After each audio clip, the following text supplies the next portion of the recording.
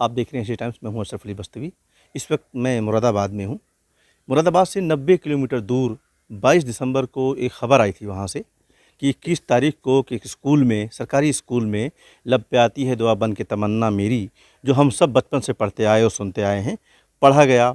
बच्चों ने पढ़ा और उसके बाद उसको कुछ लोगों ने रिपोर्ट किया थाने में।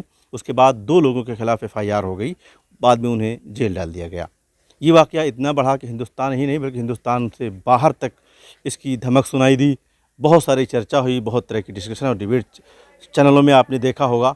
यूट्यूब से लेकर के मेन स्ट्रीम मीडिया के जो चैनल हैं, हर जगह चर्चा हुई है। मुरादाबाद में एपीसीआर की जो टीम है, उसकी यूनिट के जो कन्वीनर हैं, मेन कन्वीनर उत्तर प्रदेश के कन्वीनर हैं मुशफ़िक, मेरे साथ हैं।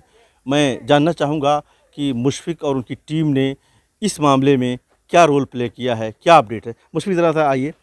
मुशफ़िक साहब, मुझे बताइए कि ये जो वाक़या 21 तारीख को बरेली में हुआ, पहली बात तो आपने उसमें इंटरवेंशन क्या किया है ये तो हम बाद में पूछेंगे, लेकिन आपने उसे किस तरह से देखा पहले? कैसे, कब पता चला आपको कि किस तरह का वाक़या हुआ? 22 तारीख में इस घटना की हमारे पास खबर आई थी कि लब पे आती है दुआ, ये जो स्कूल में पढ़ाई जाती है, इसको लेकर के 2 टीचर्स, एक प्रिंसिपल और एक टीचर हैं वज़ीरुद्दीन, इनके ख़िलाफ़ कंप्लेंट की गई है विश्व हिंदू परिषद की तरफ से। तो हमारे पास एफआईआर आई। एपीसीआर का काम यही है कि लीगल एक्टिविज़म पे हम लोग काम करते हैं और इस तरीके की जो घटनाएं होती हैं उनको हम लीगली देखते हैं। तो हमने एफआईआर देखी, उसमें एफआईआर पढ़ने के बाद समझ में आया कि ये एक तरीके से इलीगल है बिल्कुल। इसमें एफआईआर कहीं बनती ही नहीं है क्योंकि वो एक कोर्स का हिस्सा था और उसमें प्रेयर में वो पढ़ाई जाती है, लब पे आती है दुआ। हमने वहाँ पर उनका शेड्यूल भी देखा था। फिर हम लोगों ने वहाँ पर डिसाइड किया, एपीसीआर की टीम ने, कि वहाँ पर जाकर के देखें कि आखिर मामला है क्या। तो आप लोग क्या उस घटनास्थल पर आप गए, उस स्कूल में गए थे? जी, हम लोग वहाँ पर गए थे। हम लोग उनकी फैमिली से भी मुलाकात करी थी। वज़ीरुद्दीन जो उनके बेटे हैं, उनसे हमने मुलाकात की थी और हमने उनसे पूरा वहाँ का वाक़या जाना, क्या मसला था, क्या हुआ। इससे पहले इस तरह का कोई इंसिडेंट हुआ है वहाँ पर? तो वहाँ पर इस तरीके का कोई इंसिडेंट हुआ नहीं था। ये इन लोगों ने एफआईआर लॉन्च की। एफआईआर लॉन्च करने के बाद इन पे थोड़ा-सा दबाव बनाया गया था कि पुलिस के थ्रू ये कहा गया कि हम कुछ नहीं करेंगे, आपको लेके जाएँगे इन्वेस्टिगेशन के लिए। लेकिन वो इन्वेस्टिगेशन के लिए लेके नहीं गए थे। उनको बाकायदा वहाँ से, वो जैसे उनका रूटीन रहता है स्कूल जाने का, वो स्कूल गए थे, पुलिस वहाँ से उनको लेके चली गई। और वहाँ ले जाने के बाद इनके खिलाफ़ जो कि बताया था आपको, एफआईआर लॉन्च हो चुकी थी और उनको फिर वहाँ पर गिरफ़्तारी उनकी हुई। और उसके बाद फिर इन्होंने आनन-फानन में वहाँ पर जो लोकल एडवोकेट्स हैं वहाँ पर उनको किया। हम अभी तक क्या स्टेटस है? अभी तक ये स्टेटस है कि जैसे हम लोगों को इन्फॉर्मेशन मिली थी, हम लोग एपीसीआर का पूरा डेलीगेशन वहाँ पर अपने एडवोकेट्स के साथ हम लोग वहाँ पर गए थे, फैमिली से बातचीत की थी। हमने एफआईआर भी देखी थी और हमने, एपीसीआर ने ये कहा था कि कानूनी पूरी मदद करेंगे और उसमें कोशिश यही रही थी हमारी कि हम लीगल इंटरवेंशन पे काम करते हैं, लीगल इंटरवेंशन एपीसीआर का हो। हमने वहाँ पर एडवोकेट से भी बात करने की कोशिश की, लेकिन फैमिली भी थोड़ी-सी डरी हुई है।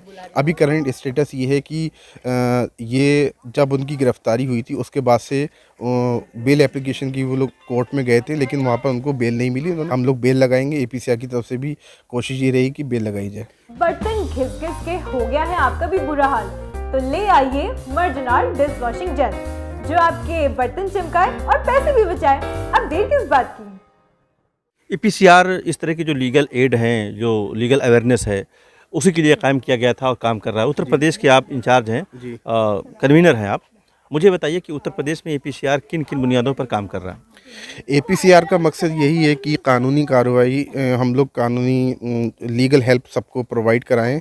जो दबे कुचले लोग हैं, जिनको सही तरीके से कानूनी सलाह नहीं मिल पाती है, एपीसीआर का काम ये है कि डिस्ट्रिक्ट लेवल पे पूरे ऑल ओवर यूपी वेस्ट में हम अपना डिस्ट्रिक्ट लेवल पर अपने एपीसीआर को इस्टेब्लिश करें। यूपी वेस्ट चैप्टर को मजबूती से कायम करें। हमारा एक लीगल पैनल होता है, हर डिस्ट्रिक्ट में हमारे अपने एडवोकेट्स होते हैं। किसी भी तरह का इंसिडेंट इस तरीके से कोई वायलेंस है या कुछ है, तो उसमें बहुत सारी एक्टिविटीज़ ऐसी होती हैं जो लीगल नहीं होती, इलीगल वे में अरेस्टिंग होती है या फिर किसी को भी किसी फ़र्ज़ी केस में एग्ज़ाम्पल है सीए एनआरसी को लेकर के बहुत सारे मुकदमे जो बच्चे वहाँ पर मौजूद भी थे उनके ख़िलाफ़ बहुत सारे मुकदमे किए। तो एपीसीआर इस तरीके से काम करती है और अपने एडवोकेट्स वहाँ पर हम लोग अपने एडवोकेट्स हायर करते हैं। मुझे बताइए कि आप लोग काम कर रहे हैं मैदान में, और अवेयरनेस का जहाँ तक मामला है, ज़मीन पर जब से आप लोग काम कर रहे हैं, क्या मतलब अगर कुछ लेवल मैं कहूँ कि कितना लेवल ऊपर आया है लोगों का अवेयरनेस, कहाँ तक लोग अपने कानून के, अपने हुकूक को, अपने जो उनके शहरी हुकूक हैं वो जान पाए हैं? देखिए इससे बहुत फ़र्क पड़ा है। जो हम लोग के कुछ साल पहले की बात है, 2019 से लॉकडाउन था, उसके बाद से कुछ एक्टिविटीज़ हम लोग की नहीं हो पाई थी, लेकिन उसके बाद फिर एपीसीआर ने डिस्ट्रिक्ट बाय डिस्ट्रिक्ट तकरीबन 25 से 26 डिस्ट्रिक्ट हम लोग एपीसीआर की तरफ से विज़िट कर चुके हैं और लोगों को ट्रेनिंग वर्कशॉप देते हैं, उनमें कॉन्फिडेंस आता है और वो अपने राइट्स के बारे में जानते हैं, कानून क्या है, कानून के बारे में जानते हैं। एपीसीआर का यही काम है और हम कोशिश करते हैं कि हर डिस्ट्रिक्ट में हमारा एक अपना एडवोकेट हो, अपना लीगल पैनल हो और हम लोग कोशिश करते हैं कि लीगल क्लिनिक हम लोग इस्टेब्लिश करें। किसी भी तरह का कोई भी इंसिडेंट होता है, कानूनी मदद किसी को भी चाहिए तो वो एपीसीआर के पास आए और एपीसीआर इसी मकसद से बना हुआ है कि लोगों की कानूनी मदद करे और उनको उनके राइट्स के बारे में बताए। पैरालीगल ट्रेनिंग वर्कशॉप्स कराते हैं, ख़ुद के हमारे अपने एडवोकेट्स होते हैं, यही एपीसीआर का मकसद है। जी, बहुत बहुत शुक्रिया। ये थे मुशफ़िक़, जो मुझे बता रहे थे कि किस तरह से एपीसीआर काम करता है, किन-किन मैदानों में काम करता है।